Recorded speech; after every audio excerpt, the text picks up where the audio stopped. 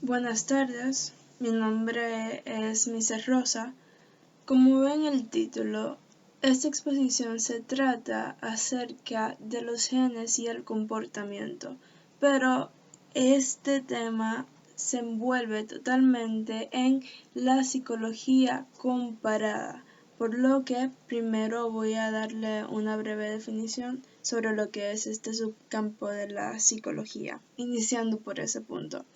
La psicología comparada es un campo muy controversial, ya que hay algunos escritores y psicólogos que no se limitan a la idea de definirla como una psicología que estudia a los animales fuera de la especie humana. Realmente, guiándome por la definición de Richard Dawkins, por ejemplo, él dice que la psicología comparada es demasiado compleja para limitarla solamente al estudio de X especies de animales. Entonces, él engloba o hace un tipo de analogía en la que explica: la psicología comparada simplemente estudia analogías o correlaciones entre todas las especies de animales, contando factores como el ambientalista y la genética. B.F. Skinner.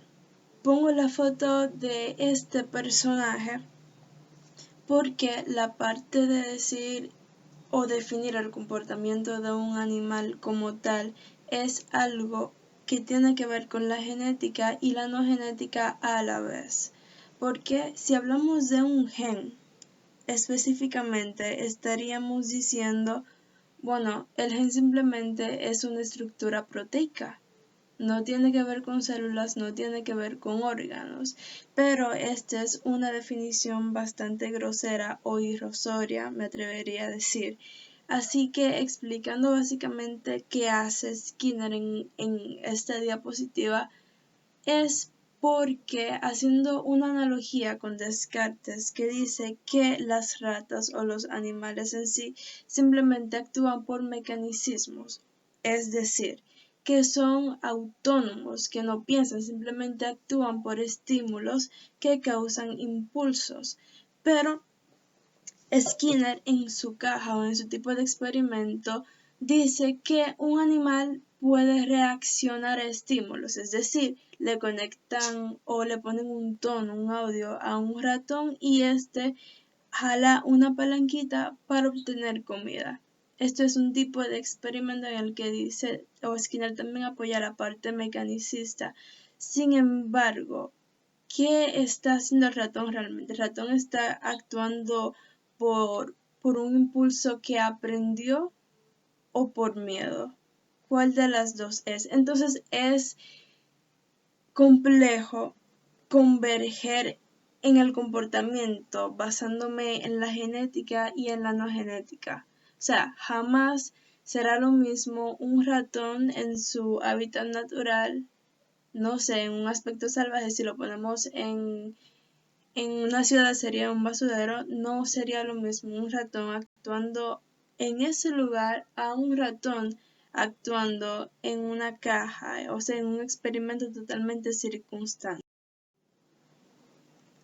En una colmena o en varias especies de abejas está la parte de que hay una especie que es higiénica y hay otra que no es higiénica. Entonces aquí entra Mendel y el mecanismo de Mendel directamente.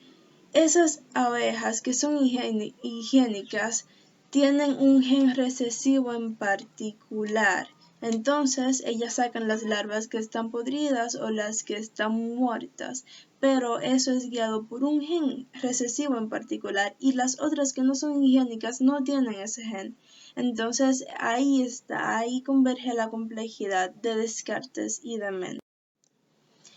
Finalizando esta correlación entre tres autores, terminaré con Richard Dawkins, que es un poco más generalista. En su libro, que acá está el título Gen Egoísta, él explica básicamente que cada especie tiene un impulso. Yo lo podría manipular un poco con el mecanismo de Descartes, pero me voy a inhibir de hacer esa relación.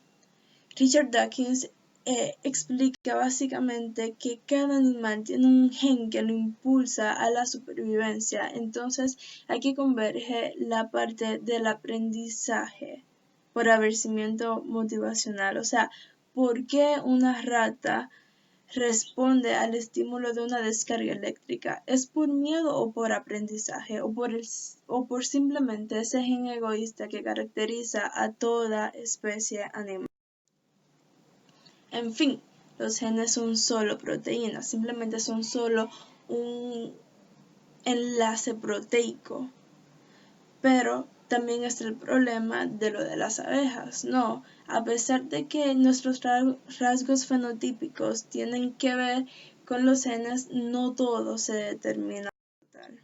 La complejidad y la genética, volviendo a la parte de las abejas, porque va a ser la base de prácticamente toda esta exposición. Las abejas tienen un gen recesivo que determinan ciertos comportamientos, como eso de sacar las larvas muertas. Este experimento tuvo una base llamada selección artificial. ¿Qué pasa con esto? Haciendo una analogía con la selección natural, es simplemente en la selección artificial el hombre selecciona especies simplemente por vista propia. Por vista propia esto desencadena una especiación, pero no vamos a llegar a este tema todavía.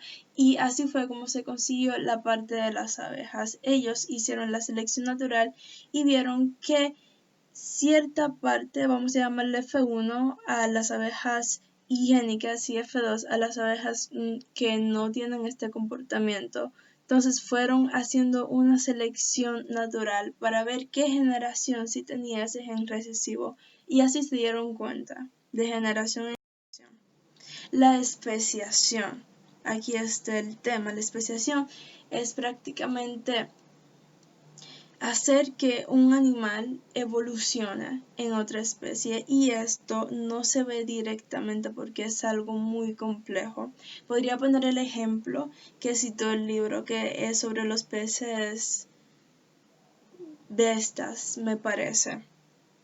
Estos peces lo intercambiaron de lugar, ¿verdad? Removieron el lugar completamente y lo pusieron en un río cuesta arriba, donde exactamente no había ningún tipo de depredador. 7 años más tarde, o incluso 11 años más tarde, los mismos científicos fueron y vieron que los peces cambiaron de forma, vivieron más tiempo, se hicieron más grandes, porque realmente hubo una especiación o simplemente fue una adaptación que afectó la parte genética, pero ni siquiera tiene que ver con la genética en sí, sino puede ser que como el río estaba cuesta arriba, pues hubo ciertos cambios fisiológicos, pero solamente esto. Entonces ahí converge la complejidad de todo este asunto.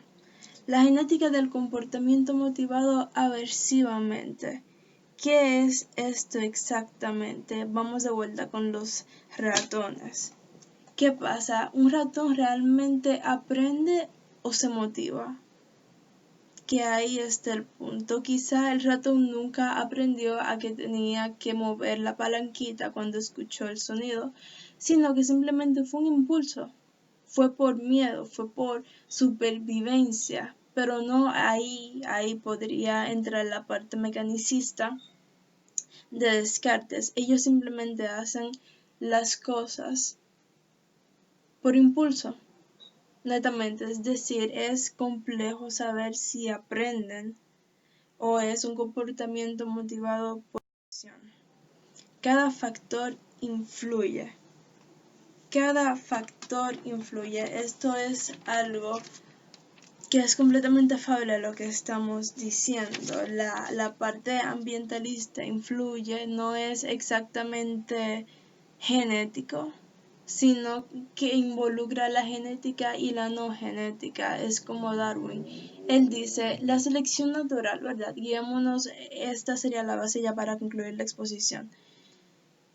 La selección natural tiene que ver realmente con la adaptabilidad, pero hay rasgos que son hereditarios. Es decir, nunca vamos a poder visualizar a una sola especie por la genética. Tiene una convergencia entre la genética y la no genética, sin perder de vista que obviamente el gen tiene que ver, la parte heredada influye en nuestro comportamiento, pero realmente es una unión de una parte ambientalista y otra completamente biológica, genética. Muchas gracias.